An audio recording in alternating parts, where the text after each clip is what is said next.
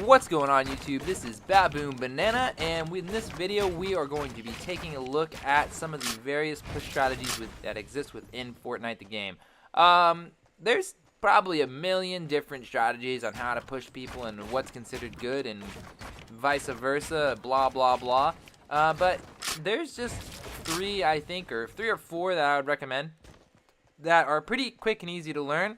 They might not be the best strategies out there, and granted, I'm probably not the best builder out there. I'd say I'm about average or on par with some people that are about average.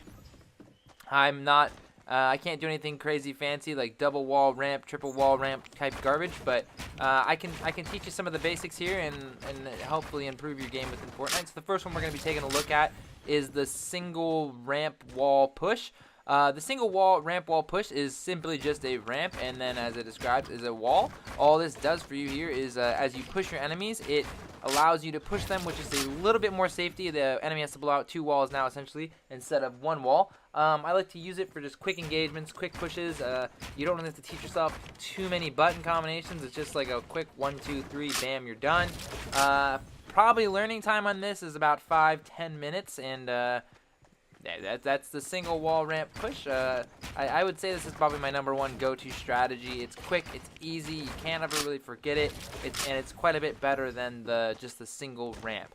The next one we're going to be taking a look at here within Fortnite is the flat ramp wall. I use this to actually play a little bit of a slower game here within Fortnite. I like it because it is a little bit more reinforced. They have to now shoot through 2 or 3 things sometimes depending on the angle in order to eliminate you or take you off your build.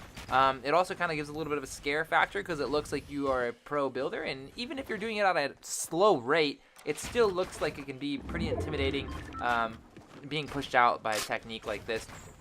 Like I've mentioned, I'm not the best builder, so I cannot do this the very quickest, but this is a technique you can do relatively quickly. I've seen it done, and it can be very, very successful if you want to use it as a more aggressive gameplay. However, my recommendation for this one is actually to take a step back and use it more as a passive strategy. You do a flat ramp wall, you move up one, flat ramp wall, move up one, maybe they shoot it out, you can fall back, you still have a flat ramp wall to fall back onto, and sometimes I'll build myself little bases in the air, and I just find that this gives you a lot more structure and support than just the single ramp flat or the ramp wall or whatever the previous one was there. I do like this strategy. You'll see me use it often, again, to play a passive gameplay, but it's not my ideal thing to use when I'm going to push out large numbers of enemies, etc. Last but not least is my final push that I use here pretty commonly, which is the double ramp wall technique. This is a pretty aggressive, I mean, compared to what I've seen actually these days, it's a mildly aggressive technique that is quick to learn. Essentially, you do 2 ramps and then 2 flats. I think that this is more of a scare technique as well as an extra little bit of security technique.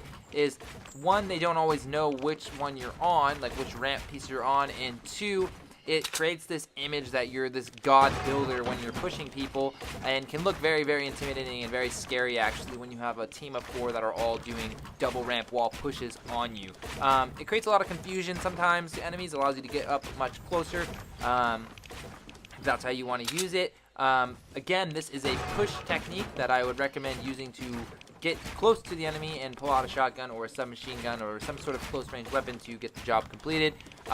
It's not very safe. Actually, it's about as safe as the first one, which is the ramp wall.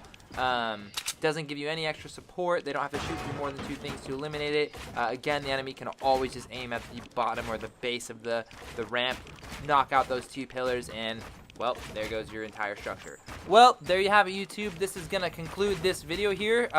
This has been my top 3 build strategies, probably the most common strategies that I use within Fortnite. They're all quick, they're all easy, they're all relatively effective. I hope you guys all enjoyed the video. Be sure to drop a comment below letting me know what your favorite build strategies are. Drop a like, leave a thumbs up. Be sure to subscribe to the channel. Till next time, guys, this has been the one, the only Baboon Banana. See ya.